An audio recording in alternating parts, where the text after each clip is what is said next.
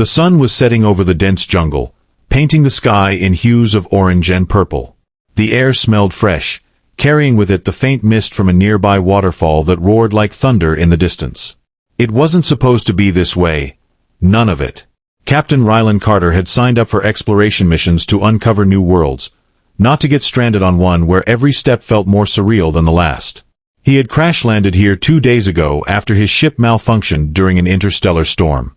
His crew was scattered across who knows where, and all he could do now was navigate through the thick foliage, hoping to find something, anything, that might help him send out a distress signal. But as fate would have it, the universe always seemed to enjoy throwing curveballs at him. Ryland stumbled upon the clearing by accident. He'd been following the sound of water, thinking maybe he could refill his canteen or even wash off some of the grime from his face. What he found instead left him frozen in place. There she stood, a woman so breathtakingly beautiful that for a moment, Ryland wondered if he'd hit his head harder than he thought when he ejected from the cockpit. She was tall, her skin shimmering faintly under the fading sunlight as though dusted with gold. Her hair cascaded down her back in waves of silver, catching the light like liquid metal. And her eyes, they were unlike anything human, shifting colors between deep violet and electric blue. She wore what looked like armor made of crystal, each piece intricately designed yet impossibly light. Around her neck hung a pendant glowing softly, pulsating with energy that matched the rhythm of the waterfall behind her. Behind her, the cascade plummeted into a crystal-clear pool surrounded by vibrant flowers whose petals sparkled like tiny gems. For a second, Ryland forgot how to breathe. "Who are you?" she asked, her voice melodic but firm, cutting through the roar of the water. "I'm, Ryland stammered, trying to regain composure. "I'm Ryland Carter. I'm a pilot. My ship crashed nearby." Her expression softened ever so slightly, though suspicion still lingered in her gaze. "You are not of this world," she stated rather than questioned. "Nope," Ryland replied, scratching the back of his neck nervously. "Definitely not. Just visiting. Well, crashing really. Look, I don't mean any harm.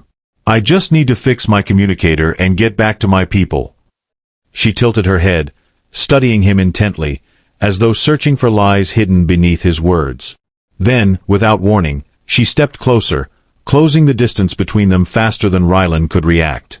Before he knew it, her hand shot out, grabbing his wrist tightly. Her grip was surprisingly strong despite her delicate appearance. "You will stay," she said simply, her tone leaving no room for argument. "Wait, what? Stay? No, no, no." Ryland tried pulling away, but her hold didn't budge. "Look, lady, whoever you are, I appreciate the hospitality or whatever, but I've got responsibilities. People waiting for me. I can't just stay." Her lips curved into a small smile, though it lacked warmth. "Responsibilities can wait. You cannot leave. Not yet." "Why not?" Ryland exclaimed, frustration bubbling over. "What's the big deal about me leaving?" Her gaze hardened again, and she leaned in until their faces were mere inches apart. "Because," she whispered, her voice low and dangerous, "if you go, you'll tell others about us. About this place. And that cannot happen." Ryland blinked, processing her words. "Hold on a sec. Are you saying you're keeping me prisoner because you think I'll rat you out? That's ridiculous. I barely know where I am." She released his wrist suddenly, taking a step back. Her demeanor shifted once more, becoming almost contemplative. "I am Lyra," she finally introduced herself. "And yes, you are my guest, for now. Whether you remain willingly or otherwise depends entirely on your actions." "Guest? This doesn't feel much like being hosted," Ryland muttered under his breath, rubbing his sore wrist. "More like being held captive." Lyra ignored his comment, turning toward the waterfall. "Come. Night falls soon. We must return before darkness claims the forest." "Return? To where?" Ryland called after her, hesitating. He glanced around, weighing his options. Running seemed futile. She clearly had the upper hand. Besides, he had no idea which direction led back to his crash site, or if there were other dangers lurking in these woods. With a resigned sigh, he followed her. The journey to wherever Lyra was leading him turned out to be longer than expected. They walked silently for hours, weaving through towering trees whose branches intertwined overhead like cathedral arches. Strange creatures darted past them occasionally, glowing softly in the dimming light. Some chirped melodiously, while others emitted low growls that sent shivers down Ryland's spine. Despite the eerie beauty of the surroundings, he couldn't shake the feeling of unease gnawing at him. "So," he ventured after a while, attempting to break the silence, "what exactly is this place?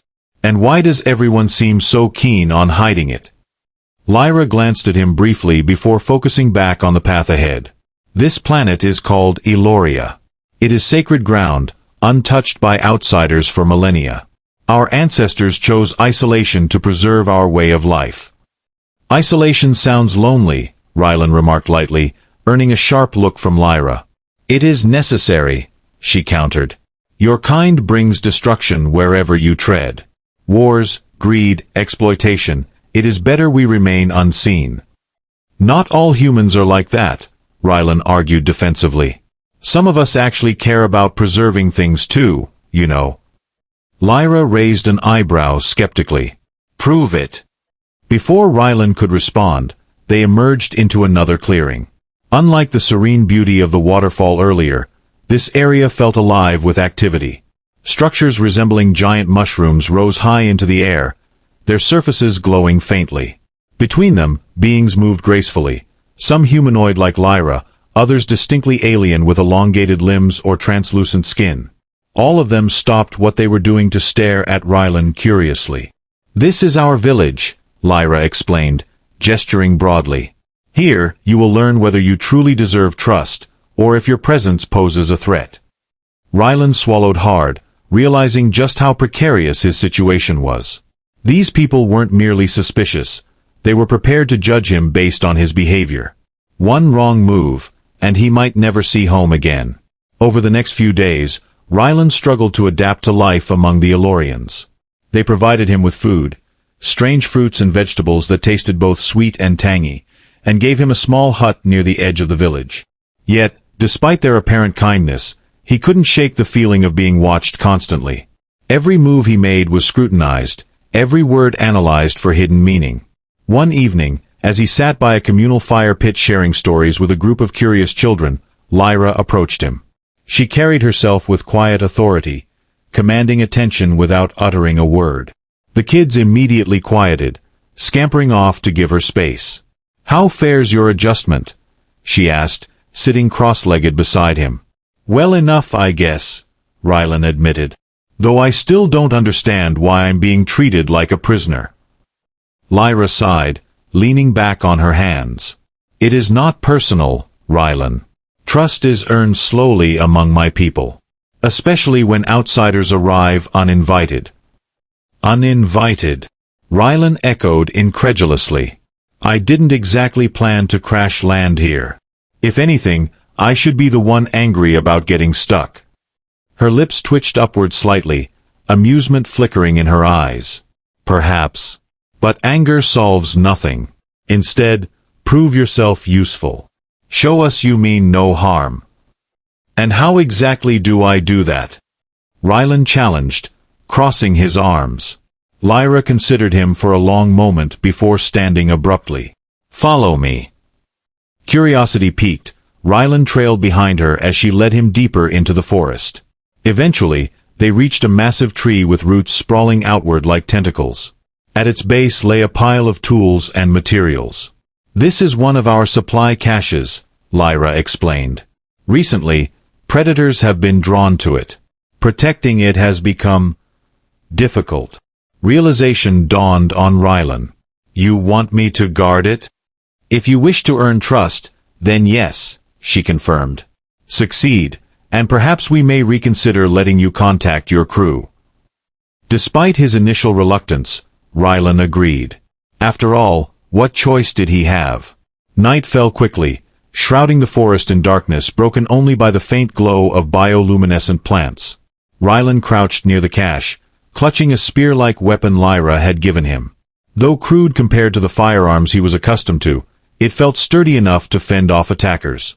Hours passed uneventfully, lulling him into a false sense of security. Just as his eyelids began drooping, however, a low growl echoed nearby. Startled awake, Rylan gripped the spear tighter, scanning the shadows. Slowly, a pair of glowing eyes materialized, followed by the silhouette of a massive creature resembling a wolf, but larger, with jagged spines running along its spine. Heart pounding, Rylan braced himself. As the beast lunged, he swung the spear instinctively, striking it squarely in the chest. With a yelp, the creature retreated, disappearing into the night. Breathing heavily, Rylan slumped against the tree trunk, adrenaline coursing through his veins.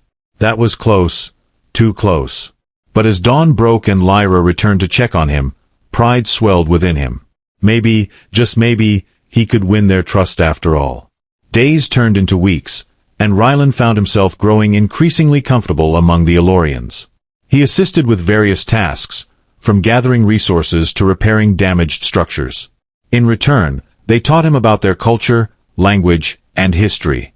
Through it all, Lyra remained a constant presence, guiding him yet always maintaining a careful distance. One afternoon, as they worked together harvesting luminescent berries, Rylan decided to broach a topic that had weighed heavily on his mind. "Lyra," he began hesitantly, "do you ever wonder what's out there? Beyond Eloria." She paused mid-motion, her fingers hovering over a cluster of berries. "Of course," she admitted softly. "But wonder is not reason enough to risk everything. What if it could bring good?" Rylan pressed gently. "Knowledge, understanding, friendship." Lyra turned to face him fully, her multicolored eyes searching his. "And what if it brought ruin? How can we know?" Rylan opened his mouth to reply but faltered, unsure how to argue against such valid concerns. Instead, he changed tactics. "Then let me show you. Let me prove it's possible." For a moment, neither spoke. Then, slowly, Lyra nodded. "Very well. But remember, Rylan, actions speak louder than words." As they continued working side by side, Rylan couldn't help but feel a glimmer of hope. Perhaps breaking free from captivity wasn't solely about escaping. It was also about bridging worlds. Over the following weeks, Rylan and Lyra grew closer, though neither would admit it openly. Their interactions were a delicate dance of mutual respect, curiosity, and unspoken tension. Each day brought new challenges, but also moments that deepened their bond in ways neither had anticipated. One evening, as they sat by the glowing waterfall after a long day of work, Lyra finally shared something personal with him, a story about her younger brother, Kale. He had been adventurous, much like Rylan, always eager to explore beyond the boundaries of Eloria. One fateful night years ago, he ventured too far into the forbidden forest and never returned. The loss had left an indelible scar on Lyra, shaping her cautious nature and reinforcing her belief in the dangers posed by outsiders. Rylan listened intently, his heart aching for her pain. "I'm sorry," he said softly when she finished. "That must have been devastating." Lyra nodded, her gaze fixed on the cascading water. "It taught me that some risks are not worth taking. But now—" she hesitated, glancing at him briefly before looking away. "Now I find myself questioning everything I thought I knew." Her vulnerability caught Rylan off guard. For all her strength and stoicism, Lyra was still deeply human, or rather, deeply relatable, in her fears and doubts. It made him want to protect her, even as he realized how futile such a notion might be. Instead, he reached out tentatively, placing a hand over hers. "You're not alone anymore," he murmured. "Whatever happens next, we'll figure it out together." Lyra didn't pull away. Instead, she turned her hands slightly so their fingers intertwined, a small yet significant gesture. In that moment, the barrier between them seemed to crack just a little more. But life among the Elorians wasn't without its complications. Not everyone trusted Rylan, no matter how hard he worked or how many times he proved himself helpful. Chief among his detractors was Valen, a tall and imposing warrior who regarded Rylan with barely concealed disdain. Valen had once been close to Kale, and he blamed outsiders, humans specifically, for his friend's disappearance. "He doesn't belong here," Valen spat during one heated council meeting where the village elders debated whether to allow Rylan limited freedom. Letting him stay is a mistake. We should send him back to wherever he came from, or better yet, leave him stranded. The words stung, but Rylan forced himself to remain calm. I understand your anger, he replied evenly, meeting Valen's fiery glare. And if I were in your shoes, maybe I'd feel the same way. But I'm trying to earn your trust. Doesn't that count for something? Valen sneered. Trust isn't given lightly, human. You think smiling and swinging a spear makes you one of us? You know nothing of our world. Before Rylan could respond, Lyra stepped forward, her voice cutting through the tension like a blade. Enough, Valen. His actions speak louder than your accusations. Let the council decide. Though the argument ended there, the animosity lingered. Valen began watching Rylan even more closely, finding excuses to challenge him or undermine his efforts. It created an uneasy dynamic within the village, dividing those who supported Rylan from those who distrusted him. Amidst the growing tensions, Rylan and Lyra found solace in each other's company. They often took walks under the starlit skies, sharing stories of their respective worlds. Rylan told her about Earth, the bustling cities, the vast oceans, the endless pursuit of knowledge and progress. In turn, Lyra described Aloria's ancient traditions, the sacred rituals performed beneath the twin moons, and the intricate balance her people maintained with nature. One night, as they lay side by side on a hill overlooking the glowing forest, Lyra asked a question that caught Rylan off guard. Do you miss it? Your home.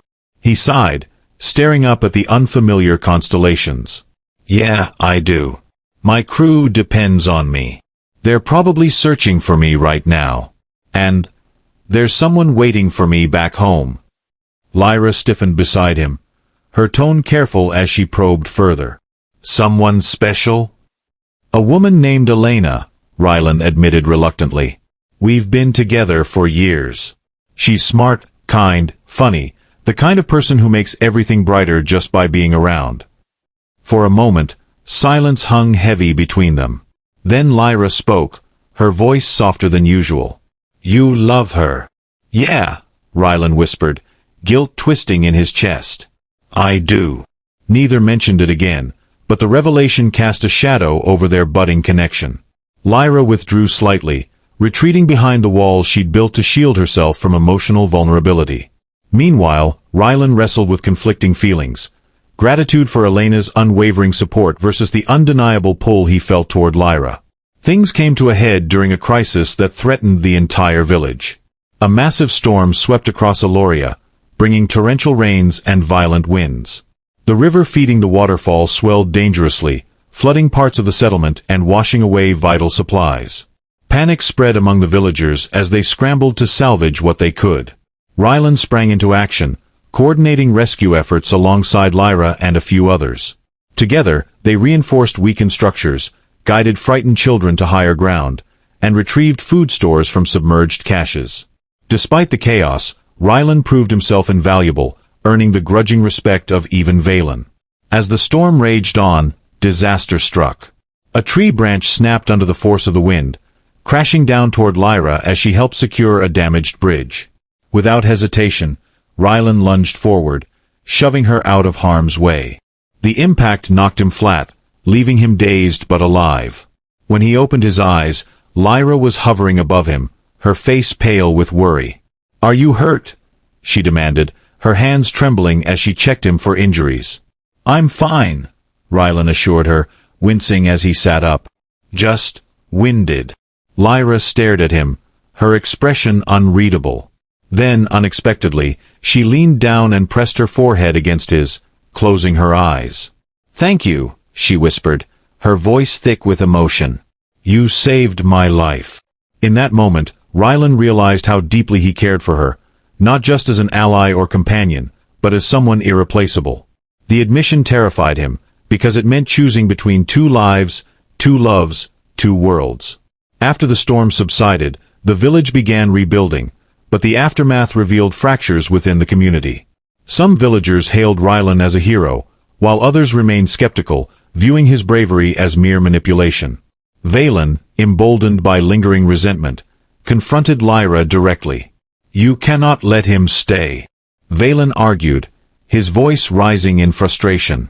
"He has already wormed his way into your heart, and ours. What happens when he leaves? Will you follow him? Abandon Eloria for his sake?" Lyra's jaw tightened, her composure slipping for the first time. "This is my home," she snapped. "I will not abandon it. But neither will I turn away someone who has proven himself worthy." Valen shook his head bitterly. "Mark my words, Lyra. Trusting him will only lead to heartbreak, for you, for all of us." His warning lingered in the air, casting doubt over Lyra's resolve. That night, she sought out Rylan, her expression conflicted. "What happens next?" she asked quietly. "When your ship is repaired, when your crew finds you, what then?" Rylan hesitated, torn between honesty and the fear of hurting her. "I don't know," he admitted finally. "All I know is that I care about you, more than I ever expected to. But Elena, she's part of my life too. I can't just walk away from her." Tears glistened in Lyra's eyes, though she refused to let them fall. "Then perhaps this was never meant to be," she said, her voice breaking. "Perhaps we were doomed from the start." Before Rylan could respond, she turned and walked away, leaving him standing alone beneath the stars. The weight of her words settled heavily on his shoulders, reminding him of the impossible choice ahead. And yet, despite the heartbreak looming over them, neither could deny the profound connection they shared, a bond forged in adversity, trust, and sacrifice. Whatever happened next, their lives were forever intertwined, bound by the choices they had yet to make. Days turned into weeks, and the rift between Rylan and Lyra grew palpable. Though they still worked side by side for the good of the village, their interactions became strained, each word loaded with unspoken emotions. The weight of their predicament hung over them like a storm cloud, threatening to break at any moment. Yet, deep down, neither could fully let go of what they had built together, a connection that transcended worlds, cultures, and even logic. One evening, as the golden light of Eloria's twin suns bathed the landscape in warmth, Rylan found himself standing at the edge of the glowing waterfall where he and Lyra had first met. He stared into the cascading water, his mind racing with thoughts of Elena, his life on Earth, and the impossible decision before him. Lyra approached quietly, her presence announced only by the soft rustle of leaves beneath her feet. She stopped a few paces away, hesitating before speaking. "You've been distant," she said softly, her voice tinged with sadness. "Are you planning to leave soon?" Rylan turned to face her, his heart heavy. "I don't know," he admitted. "Every time I think about leaving, I feel like I'm abandoning something. Someone important. But every time I think about staying, I wonder if I'm betraying Elena." Lyra stepped closer, her eyes searching his. "You cannot live your life torn between two paths, Rylan. You must choose, one way or another." Her words struck a chord within him, forcing him to confront the truth he'd been avoiding. "What if—" he began hesitantly, his voice trembling. "What if I chose you? What if I stayed here, with you, and made this my home?" Lyra's breath hitched, her expression shifting from surprise to hope. "Do you mean that?" she asked, her voice barely above a whisper. "Truly." Rylan nodded, tears welling in his eyes. "I've spent so much time thinking about duty and obligation, but none of it matters if I'm not happy. And being with you, it makes me happier than I ever thought possible."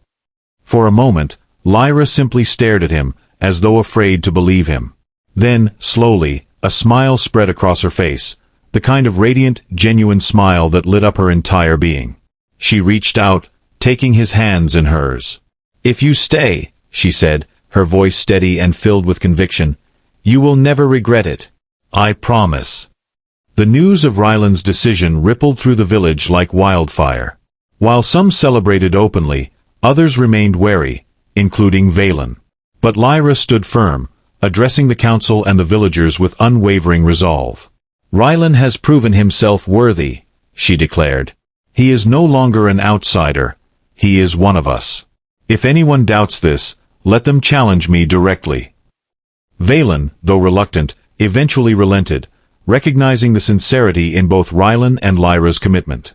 Over time, the skepticism faded, replaced by acceptance and even admiration as Rylan continued to contribute to the community, earning the trust of those who once doubted him. Months passed, and the bond between Rylan and Lyra deepened further.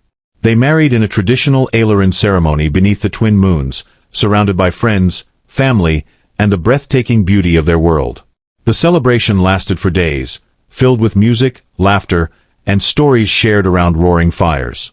For the first time in years, Lyra felt truly at peace, knowing she had found her partner, not just in love, but in purpose. As the seasons changed, Rylan embraced his new life wholeheartedly. He learned the intricacies of Aileron culture, from tending to the bioluminescent crops to participating in sacred rituals. In return, he introduced elements of Earth's knowledge, teaching the villagers sustainable farming techniques and basic engineering principles that improved their quality of life without disrupting their harmony with nature. Eventually, their union bore fruit, literally and figuratively. Lyra gave birth to twins, a boy named Kale, in honor of her late brother, and a girl named Solara, after the brightest star in Eloria's sky. Watching Rylan cradle their children for the first time, Lyra felt an overwhelming sense of gratitude, for the man who had chosen her, for the family they had created, and for the second chance at happiness she never thought she'd have. Years later, when the twins were old enough to understand, Rylan sat them down by the glowing waterfall and told them the story of how he came to be part of their world. "Your mother saved me," he said with a grin, glancing at Lyra, who stood nearby. "And I saved her right back. That's how love works sometimes. It's give and take." Kale tilted his head curiously. "But why did you decide to stay, father? Didn't you miss your other home?" Rylan exchanged a meaningful look with Lyra before answering. "Yes, I did miss it. But sometimes we find a place, or a person, that feels more like home than anything else. Your mother and Eloria are my home now. And I wouldn't trade it for anything." Solara giggled, wrapping her arms around her father's neck. "Good choice, Daddy. We're glad you stayed." As the family laughed together, Lyra joined them, sitting beside Rylan and resting her head on his shoulder. Looking out at the shimmering waterfall and the luminous forest beyond, she felt a profound sense of fulfillment. Despite the challenges they had faced, they had built a life rooted in love, trust, and redemption. In that moment, Rylan knew he had made the right choice. He had left behind the familiar for the extraordinary, trading uncertainty for a future filled with joy, purpose, and belonging. And as he held Lyra's hand tightly, gazing at the family they had created, he realized that true happiness wasn't about finding perfection. It was about embracing the imperfect journey and building something beautiful along the way. Rylan stood by the glowing waterfall, gazing at Lyra as she approached. Her silver hair shimmered under the twin moons, and her multicolored eyes sparkled with hope. "I've made my choice," he said softly. "I'm staying with you." Tears filled Lyra's eyes, but this time they were tears of joy. "You mean it?" she whispered, stepping closer. "Completely," Rylan replied, taking her hands in his. "Elena will always be part of my past, but you're my future." The village celebrated their union with a grand ceremony, lighting up the night sky with radiant lanterns. Valen, though hesitant at first, eventually offered his blessing, recognizing the sincerity of Rylan's commitment. Together, they danced beneath the stars, laughter echoing through the forest. Over time, Rylan became an integral part of Eloria, blending Earth's knowledge with Aileron traditions. He taught sustainable practices, while Lyra introduced him to sacred rituals, deepening their bond. Their love grew stronger with each passing day, unshakable and pure. When Lyra gave birth to twins, Kale and Solara, their happiness knew no bounds. Holding his children for the first time, Rylan felt overwhelming gratitude. "This is my home now," he told Lyra, kissing her forehead. As the years passed, Rylan shared stories of Earth with their children, instilling values of curiosity, compassion, and resilience. Lyra watched proudly, knowing she had found not just a partner, but a soulmate who completed her. One evening, as they sat by the waterfall with their family, Rylan turned to Lyra. "Thank you," he said simply. "For everything." Lyra smiled, resting her head on his shoulder. "We built this life together, Rylan. It's ours." Surrounded by love, laughter, and the beauty of Eloria, they realized they had created something rare, a life rooted in trust, redemption, and endless joy. Hand in hand, they faced the future, ready for whatever came next. Their story ended not with sacrifice or loss, but with fulfillment, a testament to choosing love over fear, unity over division, and hope over despair. Under the twin moons, they lived happily ever after, forever bound by the promise of tomorrow.